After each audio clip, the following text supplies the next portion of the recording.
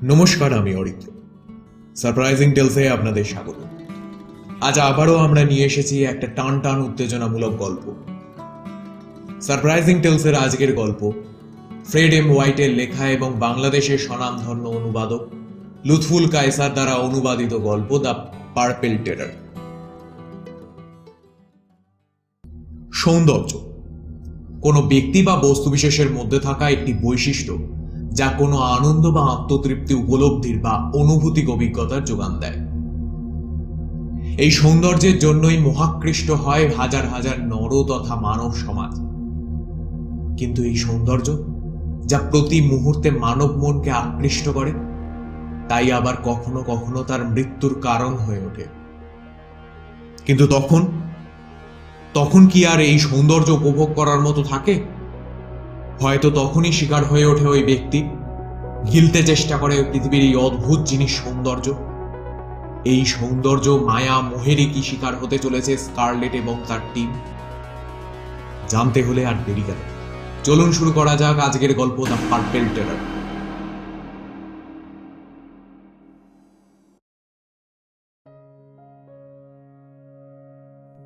Lieutenant Will Scarlett বেশ গোছানো মানুষ। কোনো কাজে কখনোই তেমন ফাঁক রাখে না সে। ক্যাপ্টেনের চিঠিটা ইথমাস, যেটা খুব সরু ভূমি বা রাস্তা, যা দুটি আলাদা দ্বীপকে সংযুক্ত করেছে। এই ইথমাসের অপর পাশের অবস্থানরত অ্যাডমিরাল লেকের কাছে নিয়ে যাওয়ার দায়িত্বটা তাই তার উপরেই এসে পড়েছে। শোনো উইল, ক্যাপ্টেন বললেন, 2-4 জন সৈন্য সাথে করে নিয়ে যাও। বিপদের কথা তো আর বলা যায় না। তোমরা পায়ে হেঁটে ইথমাসটা পার হবে, তারপর অ্যাডমিরাল লেকের হাতে আমার চিঠিটা দিয়ে দেবে। এটাই সবচেয়ে ভালো উপায়। অন্য কোনো রাস্তাতে গেলে তোমাদের কমপক্ষে 4 দিন বেশি সময় লাগবে। আর ওখানকার আদিবাসীরাও বেশ বন্ধুসুলভ, কিন্তু তারপরেও সৈন্যরা কেন যেন ওদিক দিয়ে যেতে চায় না। উইল জানে আসল ব্যাপারটা কি। ওই জায়গার আদিবাসীরা সবাই কিউবা বিদ্রোহী। ওদের আচরণ সবসময় রহস্যময়। এই জন্য শ্বেতাঙ্গরা ওদেরকে এড়িয়ে চলে। বিপদটা কিন্তু থেকেই যাচ্ছে স্যার। স্প্যানিশরা আমাদের পছন্দ করে না, আর ওরা ওই আদিবাসীদের খেপিয়ে তুলতে পারে আমাদের বিরুদ্ধে। এতই যদি বিপদ থেকে দূরে থাকতে চাও, তবে সেনাবাহিনীতে কেন যোগ দিয়েছিলে লেফটেন্যান্ট? শোনো, বিপদ থাকবেই, এটা তেমন কোনো ব্যাপার না। আর ওখানকার বনটাও খুব একটা খারাপ নয়, তোমার পছন্দও হয়ে যেতে পারে। যাই হোক, এই যে চিঠি, যত তাড়াতাড়ি সম্ভব এবার রওনা দাও। যাদেরকে নিয়ে যাব তাদের বেছে নেওয়ার অধিকার কি আমাকে দেওয়া হচ্ছে স্যার? হ্যাঁ, যাকে খুশি নিয়ে যাও। চাইলে ম্যাস্টিফ কুকুরটাকেও নিয়ে যেতে পারো। আমি ওর কথাই বলতে যাচ্ছিলাম স্যার। ও তো আমাকে বেশ পছন্দ করে। সেটাই। যাও, তাড়াতাড়ি রওনা দাও। হাতে চিঠিটা তুলে নিলেন ক্যাপ্টেন। চোখ বন্ধ করে আসন্ন অভিযানের কথা ভাবতে লাগলো উইল। সাধারণ সৈন্যদলের মধ্যে বেশ জনপ্রিয়তা রয়েছে উইলের। উদ্ভিদ আর ভূতত্ত্ববিদ্যাতে গভীর জ্ঞানের কারণে জঙ্গলের অভিযানগুলোতে বেশিরভাগ সময় নেতৃত্বের ভার তার কাঁধেই দেয় উপরওয়ালারা। উইল নিজেও বোঝে ব্যাপারটা। চাইলে দেশেই একটা চাকরি জুটিয়ে নিয়ে বেশ আরামেই কাটিয়ে দিতে পারত সে, কিন্তু সেটা খুবই একঘেয়ে মনে হয় তার কাছে। সূর্য ডোবার আগে 6 মাইল পাড়ি দিয়ে ফেলল উইল আর তার দলবল। রাস্তায় যে কটা গ্রাম পড়েছিল সবগুলোর অধিবাসীরাই ভয় আর বিস্ময় মিশ্রিত চোখে তাকাচ্ছিল ওদের দিকে। সত্যি বলতে কি, উইলের নিজেরও কিছুটা ভয় লাগছিল, কোনো এক অজানা কারণে। স্যার, ওদেরকে স্প্যানিশরা মাঝে মাঝেই বলে যে আমেরিকানরা নাকি খুব খারাপ। উইলের কানে কানে বলল একজন সৈন্য। বোঝাই যায়। ঠান্ডা গলাতে উত্তর দিল উইল।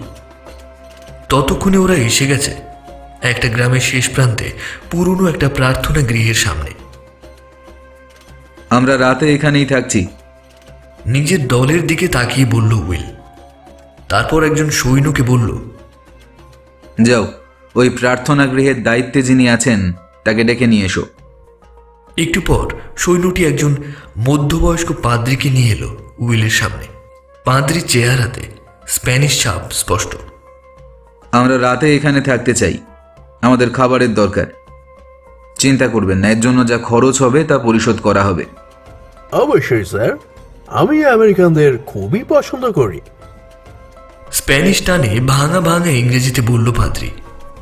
প্রার্থনা গৃহের ভেতরে প্রবেশ করল তারা। উইল দেখতে পেল যে সেখানে মদ্যপানেরও ব্যবস্থা রয়েছে। বেশ বড় একটি মদের সংগ্রহ আগলে বসে আছে একজন লোক। মদ দেখা মাত্রই বেশ উত্তেজিত হয়ে পড়ল উইলের সাথে থাকা সৈন্যরা।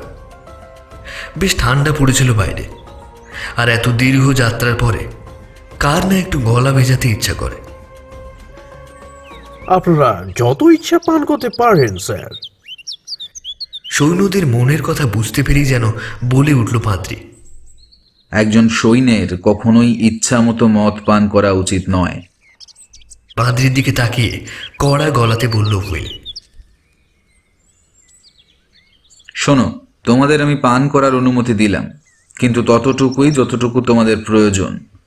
কেউ যদি বেসামাল হয়ে পড়ো তবে তাকে গুলি করতেও কিন্তু আমার হাত কাঁপবে না। কথাটা মনে থাকে যেন। এই বলে দলের সেকেন্ড ইন কমান্ড টেরারকে নিয়ে উপর তলায় চলে গেল উইল।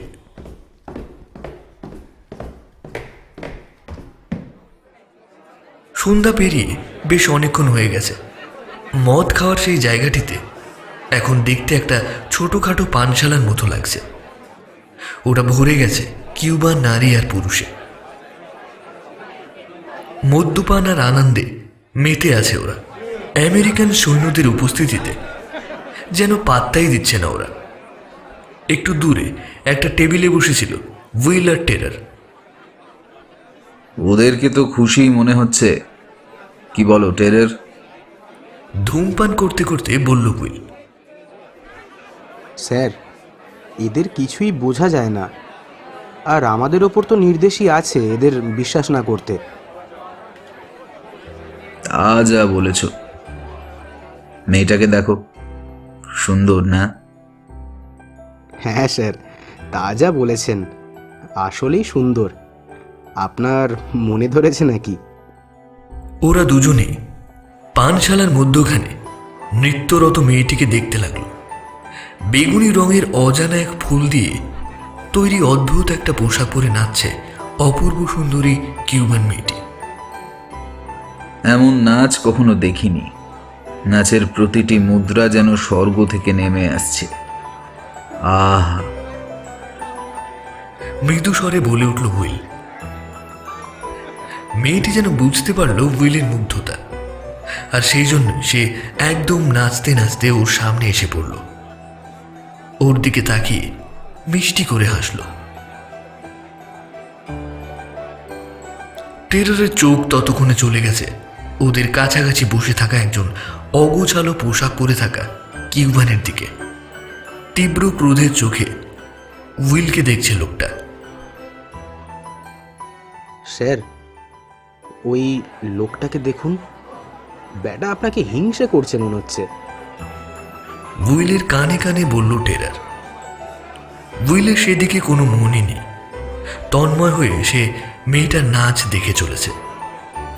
তুমি কি স্বর্গের দেবী নাকি গো? তোমার নাচ দেখে আমি মুগ্ধ। বলতে বলতে মেয়েটার শরীরের ফুলগুলোর দিকে আরো ভালো করে নজর পড়ল উইলের। বোঝাই যাচ্ছে ওগুলো অর্কিড, কিন্তু এমন অর্কিড উইল আগে কখনো দেখেনি। এমনকি উদ্ভিদবিদ্যা বিষয়ক কোনো বইয়েও এর কোনো উল্লেখ নেই। আকারে বেশ বড় অর্কিডগুলো, আর সবচেয়ে আজব ব্যাপার হলো সাধারণ অর্কিডের মধ্যে শুধু দৃষ্টিনন্দতা থাকে না, কিন্তু এর মধ্যে ওটার সাথে সাথে যেন একটা অদ্ভুত নিষ্ঠুরতা রয়েছে। প্রতিটা অর্কিডই যেন নিষ্ঠুর চোখে উইলকে দেখছে।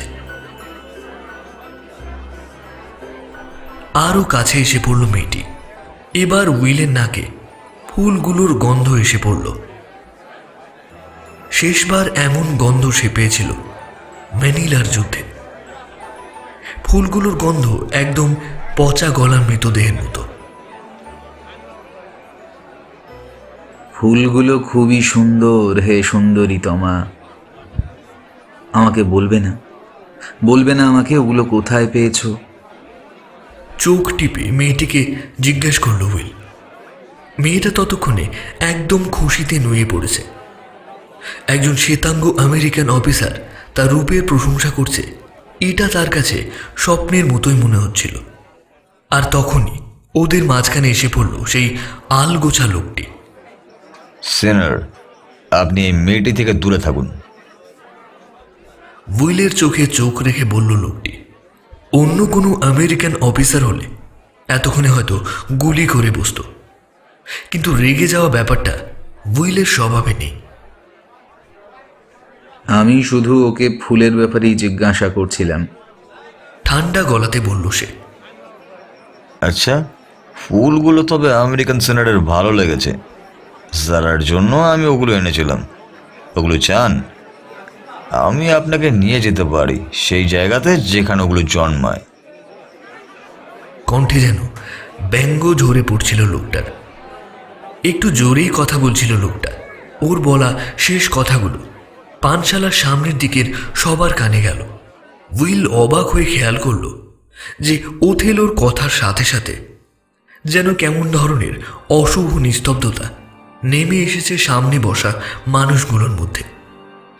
ওরা সবাই ভীত চোখে উইলের দিকে চেয়ে রয়েছে। সিনার, আপনারা জ্ঞানী মানুষ, বলে উঠল জারা নামের মেয়েটি। দয়া করে ওর কথা। এই অবুঝ মেয়ের রূপকথাতে কান দেবেন না। মেয়েটির কথা শেষ না করতে দিয়েই বলে উঠল লোকটা। ওখানে ভয়ের কিছুই নেই, আপনি একটু সাবধান হলেই হবে। আর আমি তো জানতাম আমেরিকানরা খুব সাহসী হয়। আপনি যদি যেতে চান তবে আমি আপনাকে পোর্ট আনাতে নিয়ে যাব। একটা স্বর্ণ মুদ্রা লাগবে শুধু, এই তো। অর্কিড সম্পর্কে বেশ ভালোই আগ্রহ ছিল উইলে, আর সেই জন্যে সে লোকটার সাথে যেতে চাইছিল। কিন্তু মেয়েটার তাকে মানা করার কারণটা ঠিক বোধগম্য হচ্ছিল না ওর কাছে। যদিও সে জানে যে এই অঞ্চলের মানুষের মধ্যে অনেক কুসংস্কার প্রচলিত আছে। ঠিক আছে, কাল সকালে যাচ্ছি আমরা। তোমার নাম কি? লোকটার দিকে তাকিয়ে বলল উইল। এই অদরের নাম টিটো, সিনার। উইল শুনতে পেল পেছন থেকে মেয়েটা টেররকে বলছে, মানা করুন, মানা করুন ওনাকে। পিশাচ গাছের কাছে গেলে কেউ ফিরে আসে না। পিশাচ গাছ? আচ্ছা, কাহিনী তবে এই। মনে মনে হেসে উঠল উইল। ততক্ষণে তার পাশে চলে এসেছে টেরর। স্যার, আপনি কিন্তু ওর সাথে যেতে পারেন না। আমার দায়িত্ব আপনার আদেশ পালন করা, কিন্তু আমি আপনাকে যেতে দিতে পারি না। টেরর, ওই গাছ আমি দেখতে চাই। স্যার, সবই বুঝতে পারছি, কিন্তু আপনার কৌতূহল অ্যাডমিরালের কাছে চিঠি পৌঁছানোর চাইতে জরুরি এটা তো বলে মনে হয় না স্যার। চুপ করে গেল উইল। যুক্তি আছে টেররের কথায়। কিছুক্ষণ চিন্তা করে বলে উঠল উইল। তুমিও আমার সাথে যাচ্ছ টেরর? হাল ছেড়ে দেওয়ার ভঙ্গিতে উঠে পড়ল টেরর।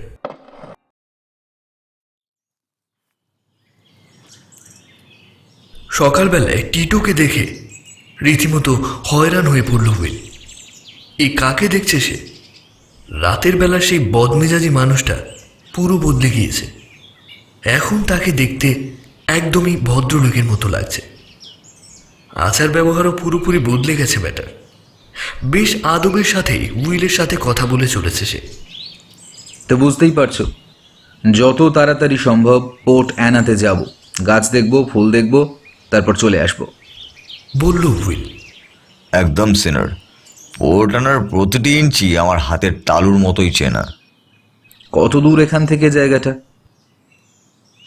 বেশি দূর না, যদি আমরা বনের মধ্যে দিয়ে যাই, সম্ভবত আপনি প্রথম শ্বেতাঙ্গ যিনি আমার সাথে ওই পথে যাবেন। ওই বেগুনি অর্কিড দেখাটাই কিন্তু আমার মূল লক্ষ্য। হঠাৎ করে কেমন যেন ধূর্ততা ফুটে উঠল টিটোর চোখে। এটা সেই ধরনের ধূর্ততা যা গত রাতে তার চোখে দেখেছিল উইল। অবশ্যই সেনার, বলল সে। অনেক অর্কিড রয়েছে ওখানে, হাজার হাজার বলতে পারেন। উঁচু কিছু গাছে জন্মে ওগুলো। সেই গাছগুলোর লতাগুলো বেশ লম্বা আর সুচালো। গাছগুলো বেশ বিষাক্ত, আর ওখান থেকে অর্কিড নিয়ে আসাটাও বেশ কষ্টের। তবে অর্কিডগুলো একদমই ক্ষতিকর নয়। কিন্তু এখানকার কিছু মানুষ আপনাকে অন্য কাহিনী শোনাবে, বলবে এগুলো শয়তানের ফুল। বোকারা এগুলোকে ডাকে ডেভিলস পপি নামে। আমি কিছু অর্কিড নিয়ে যেতে চাই। আমি একজন উদ্ভিদবিদ। এই অর্কিডগুলো কেন যেন আমাকে খুব টানছে। ওগুলো সবাইকেই টানে সিনার। রহস্যময় হাসি ফুটে উঠল টিটোর মুখে। বেশ কয়েক ঘন্টা হেঁটে চলল ওরা তিনজন আর ম্যাস্টিফ কুকুরটা। জঙ্গল ঘন থেকে ঘনতর হচ্ছিল, কিন্তু সূর্যের তেজ কেন যেন কমছিলই না। উইলের মাথায় ঢুকছিল না যে এত ঘন জঙ্গলে সূর্যের রশ্মি কিভাবে ঢুকছে। ভ্যাপসা গরমে অস্থির হয়ে পড়ছিল সে। সূর্যদেব যেন তার অভিশাপ বর্ষণ করে চলেছিল। এমনকি কুকুরটাও কেমন যেন অস্থির হয়ে পড়েছিল। অবশেষে সূর্য পশ্চিম আকাশে ঢলে পড়ার কিছু আগে অদ্ভুত আকৃতির কিছু গাছের সামনে পৌঁছে গেল তারা। গাছগুলো বেশ লম্বা আর অদ্ভুত সবুজ রঙের কিছু সুরের মতো লতা বেরিয়ে এসেছে ওগুলো থেকে। কিন্তু ওসবের কিছুই চোখে পড়ল না উইলের। ওর নজর যেন হারিয়ে গেছিল গাছগুলোর গায়ে ফুটে থাকা অসংখ্য বেগুনি রঙের অর্কিডগুলোর উপরে। এগুলোই সেই বেগুনি অর্কিড? চিৎকার করে উঠল উইল। জঙ্গলের বেগুনি আলো, এই তো দেখতে চেয়েছিলাম সেনার। কাঁধ ঝাঁকালো টিটো। চুপচাপ দাঁড়িয়ে গাছগুলোকে দেখছিল টেরার। কোনো কারণ ছাড়াই গাছগুলোর দিকে তাকিয়ে এক টানা ডেকে চলেছিল কুকুরটা। কত সুন্দর! আমার যেন হারিয়ে যেতে ইচ্ছে করছে। বলতে বলতে থেমে গেল উইল। ওর চোখ চলে গেল গাছের সুরগুলোর মাঝামাঝি একটা জায়গাতে। অদ্ভুত আকৃতির একটা পাথর যেন আটকে রয়েছে সেখানে। আর ওদিকে তাকিয়ে ভয়ার্থভাবে ডাকছিল কুকুরটা। একটু এগিয়ে গেল উইল। তখনই সে ভালোভাবে দেখতে পেল জিনিসটা আসলে কি। শরীরের সমস্ত লোম এক মুহূর্তে দাঁড়িয়ে গেল ওর। ওটা কোনো পাথর নয়, একটা মানুষের কঙ্কাল। ডুবন্ত সূর্যের আলোতে উইল দেখতে পেল যে কঙ্কালটাকে যেন জড়িয়ে রয়েছে সুরগুলো। অনেকটা ক্রুশবিদ্ধ যিশুর মতো দেখাচ্ছে ওটাকে। হায় ঈশ্বর, নরকেও মনে হয় এমন ভয়াবহ দৃশ্য দেখা যাবে না। আর্তনাদ করে উঠল উইল। শয়তানের গাছ, ব্যাপারটা বোঝাই যাচ্ছে। এতক্ষণে কথা বলল টেরার। এসব কি টিটো? রাগী কণ্ঠে বলে উঠল উইল। টিটো ভীত চোখে তাকিয়ে রইল ওদের দিকে। ততক্ষণে নিজের বন্দুকে হাত চলে গেছে টেরারের। শয়তানের বাচ্চা, কিভাবে মরলো? আমাদেরকে মারতে এনেছিস? টিটোর দিকে বন্দুক তাক করে বলল টেরার। সিনার, দয়া করুন। আতঙ্কিত কণ্ঠে বলে উঠল টিটো। ভয়ে যেন চুপসে গেছে সে। কিছুক্ষণ থেমে থাকবার পরে সে বলতে লাগলো, আমি আগেও এই কঙ্কাল দেখেছি, বহুকাল পুরনো। হয়তো ছুরি ছাড়াই উঠেছিল ফুল আনতে, যার ফলে ওই লতাগুলো জড়িয়ে গেছিল ওর পায়ে। আর বলেইছিলাম যে গাছগুলো বিষাক্ত, বেশিক্ষণ আটকে থাকার কারণে বিষক্রিয়ায় মারা গেছে। হতে পারে। কি বলো টেরার? বলে উঠল উইল। স্যার, ওর ব্যাখ্যাটা কিন্তু মোটেই আমার পছন্দ হচ্ছে না। এটাই ঠিক হবে আমরা আজকে যেন গাছে না উঠি। ঠান্ডা গলাতে বলল টেরার। আমরা এখানেই তাঁবু খাটাই সিনার, আজ রাতে এখানেই থাকি। রাতে আর ফেরা সম্ভব নয়। এখানে গাছের ছায়াতে আমরা নিরাপদেই থাকব। বলল টিটো। সেটাই করা উচিত টেরার, চলো তাঁবু খাটাই। অদ্ভুত গাছগুলোর দিকে তাকিয়ে বলল উইল। তবে ওদের জন্য আরও অদ্ভুত কিছু জিনিস অপেক্ষা করছিল। তাঁবু খাটানোর জন্য মাটি খুঁড়তে গিয়ে টেরার বুঝতে পারল যে মাটিটা খুবই শক্ত ও অনুর্বর।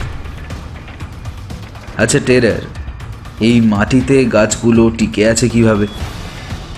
টেরারের মনের কথাটাই বলল উইল। সেটাই ভাবছি স্যার। দাঁড়ান, আরে স্যার, হ্যাঁ একটা কিছু পেয়েছি মনে হচ্ছে। থামুন থামুন। কোদালটা মাটির আরো গভীরে চালিয়ে দিল টেরার। তারপর তুলে আনলো একটা জিনিস। ওটা একটা মানুষের মাথার খুলি। সাথে সাথে আবার উন্মাদের মতো ডাকতে শুরু করলো মাস্টিফটা। প্রায় আধ ঘন্টা কোদাল চালিয়ে ওরা খুঁজে পেল প্রচুর পাখি, জীবজন্তু আর কিছু মানুষের দেহবাশেষ। মানুষের কঙ্কালগুলো সবই ছিন্ন ভিন্ন ছিল। সেগুলো একপাশে সরিয়ে রাখতে গিয়ে উইলের নজর পড়ল একটা আংটির দিকে। এই আংটিটা চেনে এসে সেটা হাতে তুলে নিয়ে টেরারকে কাছে ডাকল উইল। এই আংটিটা চিনছো টেরার? আংটিটা টেরারকে দেখিয়ে বলল উইল। না তো স্যার। এই আংটিটা পিয়েরে অ্যান্টনের। বেশ বড় মাপের উদ্ভিদবিদ ছিল লোকটা। আমার বেশ ভালো বন্ধু বলতে পারো। গত 10 বছর ধরে ওকে খুঁজে পাওয়া যাচ্ছিল না। এই এলাকার আশেপাশেই নিখোঁজ হয়েছিল সে। ভাগ্যের কি নির্মম পরিহাস! অবশেষে আজ আমরা ওর দেহাবশেষ খুঁজে পেলাম। সম্ভবত এখানে কোনো বড় আকারের হত্যাযজ্ঞ চালানো হয়েছিল। কিন্তু পাখি আর পশুদের কেন মারা হবে? কোনো বিদ্রোহী দলের তো এমনটা করার কথা নয়। টিটো ততক্ষণে আগুন জ্বালানোর ব্যবস্থা নিয়ে ব্যস্ত। এতগুলো কঙ্কাল দেখেও তার মধ্যে কোনো ভাবান্তর লক্ষ্য করেনি উইল আর টেরার। মাস্টিফটা কিন্তু হাড়গুলো থেকে খুব নিরাপদ দূরত্ব বজায় রাখছিল। ব্যাপারটা অদ্ভুত ঠেকছিল উইলের কাছে। সাধারণত হাড় দেখলে কুকুররা আগ্রহী হয়, এটা সে জানত। টিটোর দিকে তাকিয়ে খেঁকিয়ে উঠল টেরার। এই সালা টিটো, এই কঙ্কালগুলো দেখেই বোঝা যাচ্ছে এগুলো গাছগুলো থেকে নিচে পড়েছে আর তারপর এক সময় মাটির সাথে মিশে গেছে। এরা সবাই বুঝি ছুরি ছাড়া গাছে উঠেছিল। আবার ভয় পেয়ে গেল টিটো। টেরারকে খুব ভয় পায় সে। সিনার, আমার কথা শুনুন। কয়েক বছর আগে এখানে একদল শ্বেতাঙ্গের উপর আদিবাসীরা হামলা করেছিল। ওরাই সম্ভবত ওদের হত্যা করে শেষে এই প্রাণীদের বলি দিয়েছিল। আমি জানি না সিনার। কাঁপা কাঁপা কণ্ঠে বলল টিটো। ওকে ছেড়ে দাও টেরার। ওর কথা সত্য নয় সেটা বোঝাই যাচ্ছে। হয় ও সত্য লুকোচ্ছে, নয়তো তোমাকে ভয় পেয়ে বানিয়ে কাহিনী শোনাচ্ছে। তবে আমরা যখন এসেই গেছি তখন এই রহস্যের সমাধান তো করবই। বলে উঠল উইল। স্যার, আমার কাছে রহস্যের চেয়ে ক্ষুধার মূল্য অনেক বেশি। আর এই মুহূর্তে বেশ ক্ষুধা পেয়েছে স্যার। খেতে হবে কিছু। চলুন। এই বলে হাই তুলল টেরার। আর তাঁবু খাটানো হলো না ওদের। মাটিতে শুয়ে পড়ার সিদ্ধান্ত নিল উইল। খুব সামান্য খাবার এনেছিল ওরা। উইলের পরিকল্পনা ছিল দিনের দিন গিয়ে ঘুরে আসার জন্য অত বেশি খাবার সে নেয়নি। কিন্তু এখন তাদের থাকতে হচ্ছে এই রহস্যময় অরণ্যে, যেখানে তাদের ঘিরে রয়েছে এই অশুভ গাছগুলো। খাবার যা আনা হয়েছিল তা কোনো রকমে নাকে মুখে গুজল উইল। টেরার বেশ অনেকটাই খেল। টিটোরও ঠিক তাই। কুকুরটা অবশ্য কিছু খেল না। খেতে খেতে টিটো তো বলেই ফেলল। সাদা মানুষদের খাবারগুলো কিন্তু বেশ স্বাদের হয় স্যার। খাওয়া শেষে নাক ডাকিয়ে ঘুমোতে শুরু করলো টেরার। টিটো গিয়ে শুয়ে পড়ল হাড়ের স্তূপটার কাছে, আর আগুনের কাছাকাছি কোনো মতে একটা বিছানা করে শুয়ে রইল হুইল।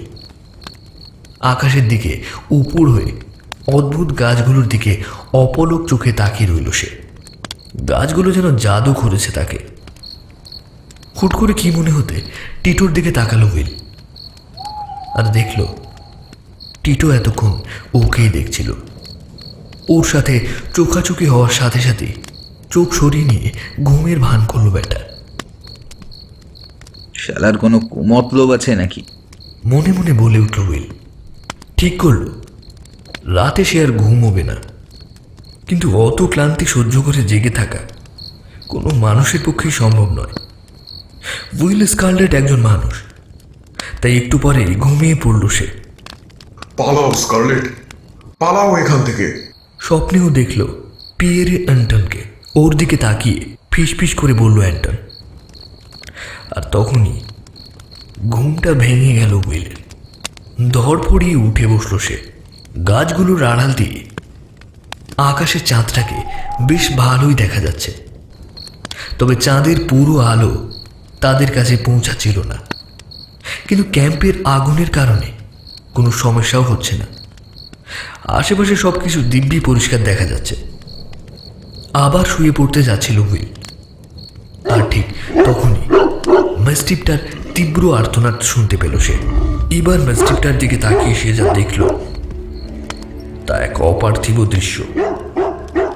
একটা অদৃশ্য হাত যেন অনায়াসে তুলে নিল ম্যাস্টিফটাকে, নিয়ে গেল গাছগুলো সমান উচ্চতাতে, তারপর ধপাস করে মাটিতে ফেলে দিল। নিস্তেজ হয়ে পড়ে রইল কুকুরটা।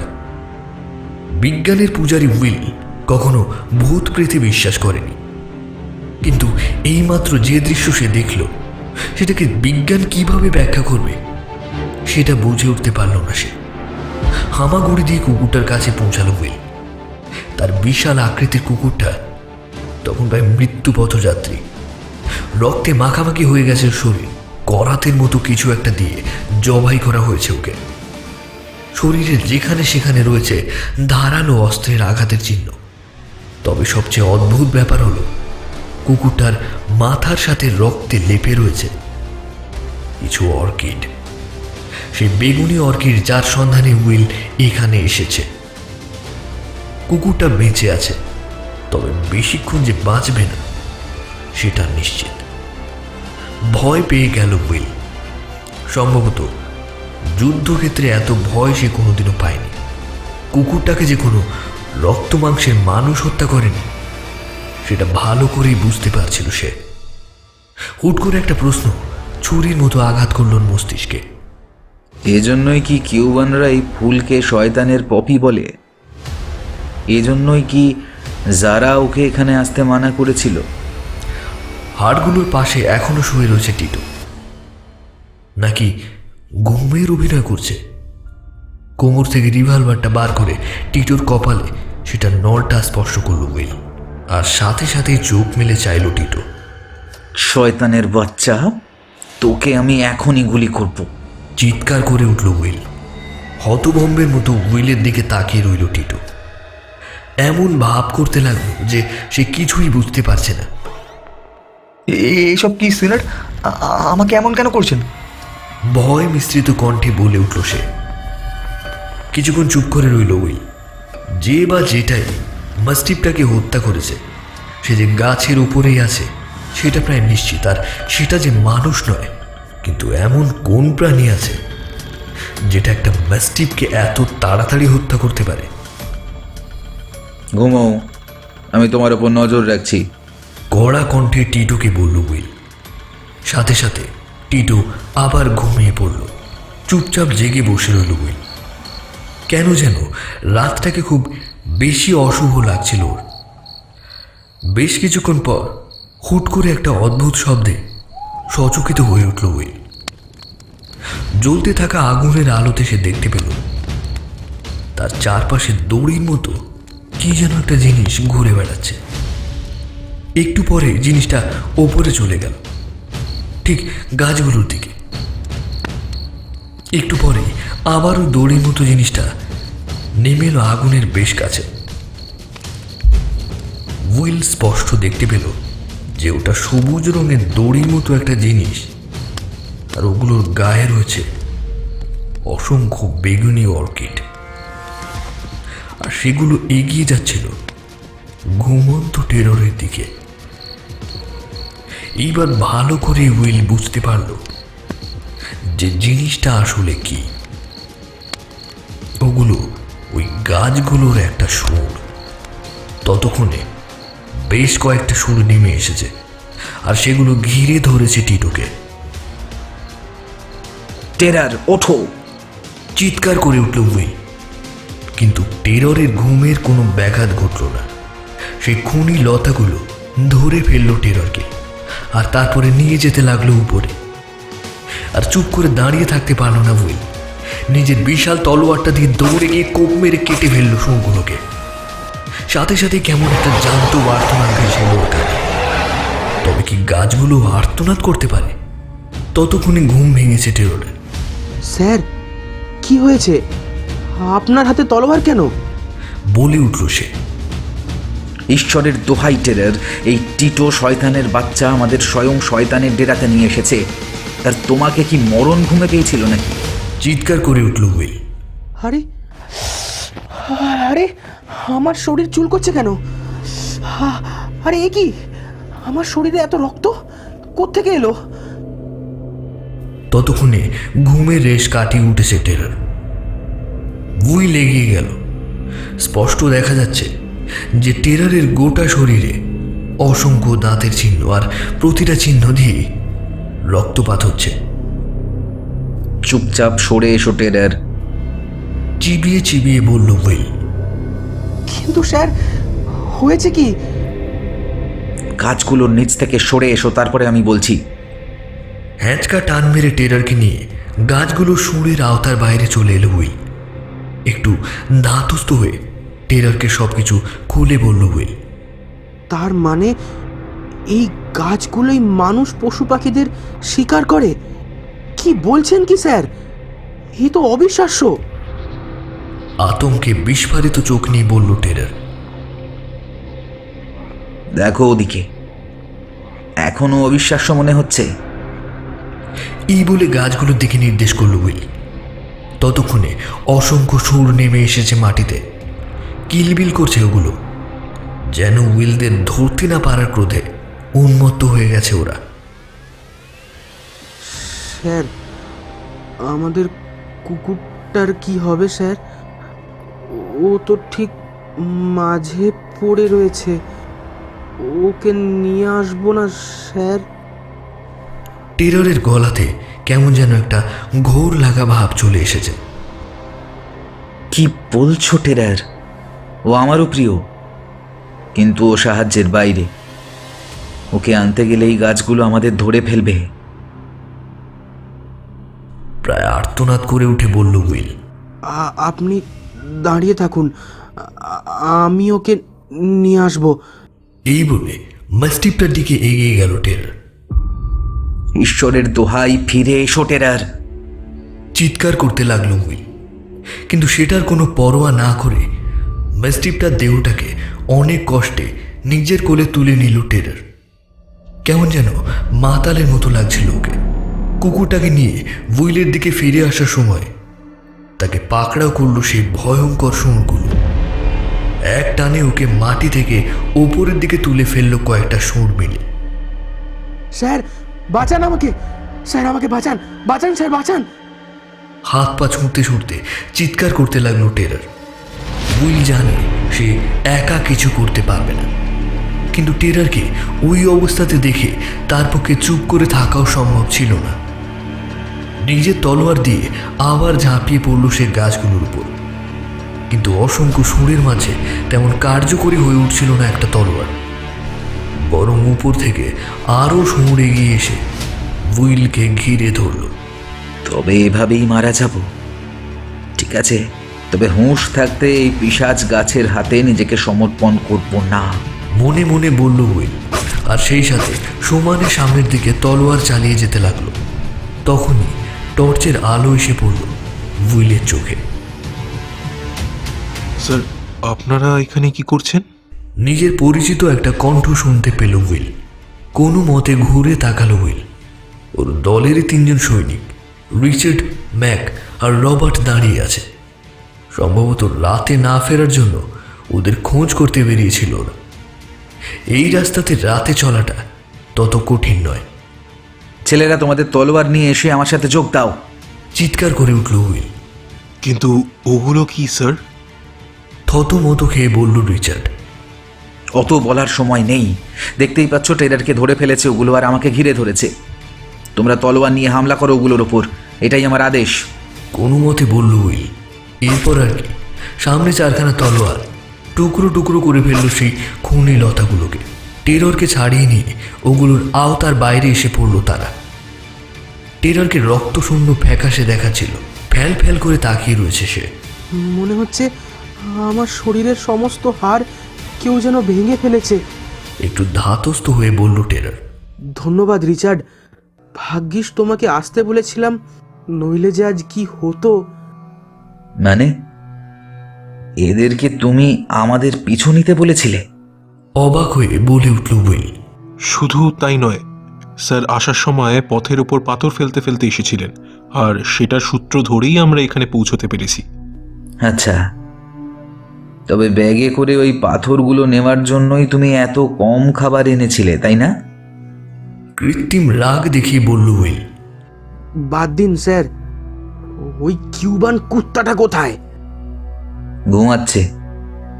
এখন বুঝতে পারলাম যে বেটা হাড়গোড়ের কাছেই কেন শুয়েছিল। ওই জায়গাটা গাছগুলোর আওতার বাইরে, অত দূরে ওদের সুর পৌঁছয় না। শয়তানটা বহু আগে থেকে এই গাছগুলোর রহস্য জানতো। ঘুমিয়ে ঘুমিয়ে ভাবছে যে আমরা মরে গেছি। শালাকে আমি এখনই গুলি করব। ওর জন্য আমার আলাদা পরিকল্পনা আছে। ঘুম থেকে উঠুকো, আমাদের খিদে পেয়েছে। ছেলেরা, তোমরা কি খাবার টাবার এনেছো? রিচার্ডের দিকে তাকিয়ে বলল উইল। হ্যাঁ স্যার, প্রচুর। কিন্তু কে জানতো যে এসে দেখবো যে আপনারাই এক আজব গোছের খাবার হয়ে যাচ্ছেন। মৃদু হেসে বলল রিচার্ড। ভুলে যেও না, আমি তোমার কমান্ডিং অফিসার। ওর দিকে তাকিয়ে চোখ টিপে বলল উইল। তবে তোমার এই ইয়ারকিটা আমি মেনেই নিলাম। বেশ তৃপ্তি নিয়ে খাবারগুলো খেলো ওরা। টিটো তখনও ঘুমোচ্ছে। টিটোর ঘুম ভাঙল সূর্য ওঠার বেশ কিছুক্ষণ পর। উঠে সে দেখতে পেল যে আমেরিকান সৈন্যরা তাকে ঘিরে বসে রয়েছে। ওর মুখটা সাথে সাথে শুকিয়ে গেল। টিটো, তোমার সাথে ফালতু আলাপের সময় আমার নেই, বলল উইল। তোমাকে এখন থেকে আমি আমার পথপ্রদর্শকের দায়িত্ব থেকে অব্যাহতি দিলাম। আমরা একাই ফিরে যাব। ঠিক আছে সেনার, আমার স্বর্ণমুদ্রা আমাকে দিয়ে দিন, আমি চলে যাই। বেশ স্বাভাবিকভাবেই বলল টিটো। তাই না?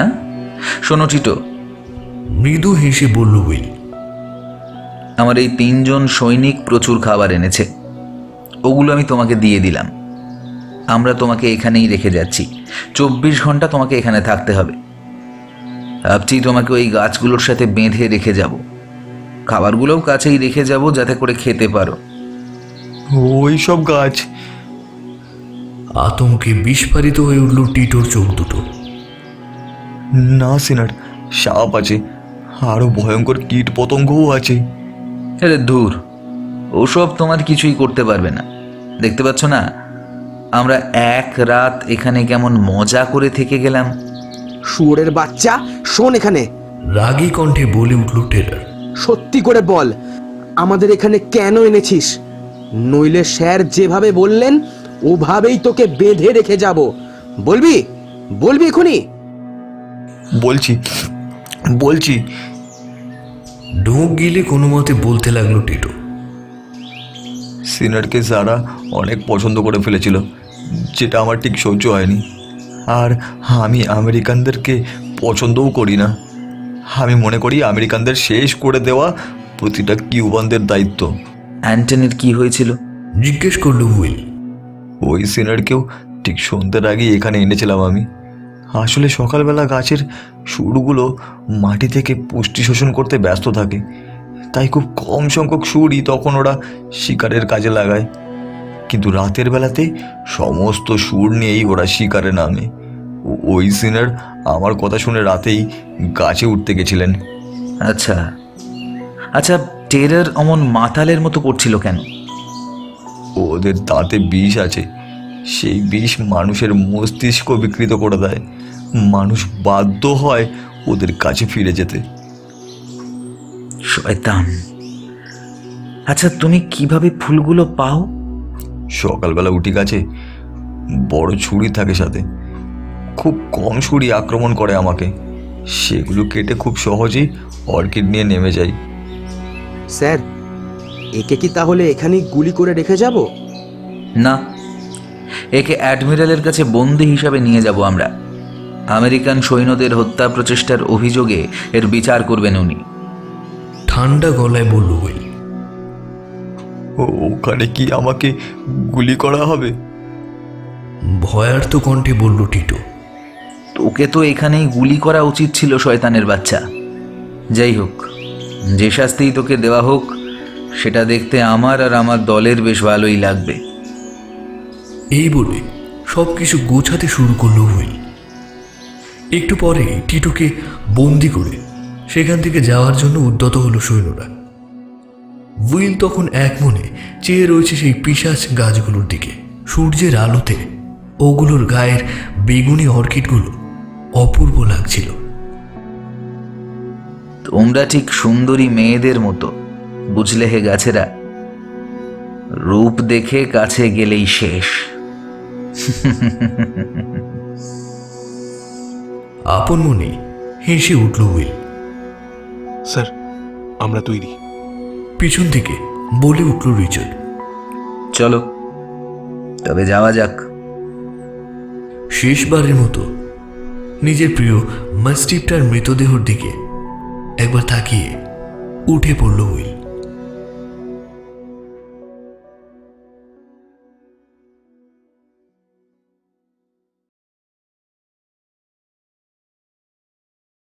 তাহলে কেমন লাগলো আজকে আমাদের গল্প? কমেন্ট বক্সে জানিয়ে পেলুন। আর আজকের গল্পটি যদি আপনার ভালো লেগে থাকে তাহলে একটা ছোট্ট রিকোয়েস্ট করি, যদি আপনার গল্পটা ভালো লেগে থাকে তাহলে দয়া করে একটু শেয়ার করে দিন না। একটু নিজের বন্ধুদের সঙ্গে বা আত্মীয়দের সঙ্গে একটু শেয়ার করে দিন। আমাদের এই ছোট চ্যানেলটাকে আরেকটু বাড়িয়ে তুলুন না, পরিধিটা একটু বাড়িয়ে দিন। করবেন না সাহায্য আমাদের? জানি আপনারা করবেন। যাই হোক, আজকের গল্প পাঠিয়েছিলেন সংকেত অডিও স্টোরি থেকে অরূপ। অন্যান্য চরিত্রে ছিলেন প্রীতম, মৌপিয়া, সায়নদীপ, পিনাকি, পার্থ, বুবাই, রমাকান্ত, সৌরভ এবং আমি অরিত্র। সূত্রধার হিসেবে ছিলাম আমি অরিত্র। শব্দ সংযোজন দেবনীল, পোস্টার রনি। তাহলে আজকের মতো বিদায়। দেখা হবে আবার কোনো গল্পে। টাটা।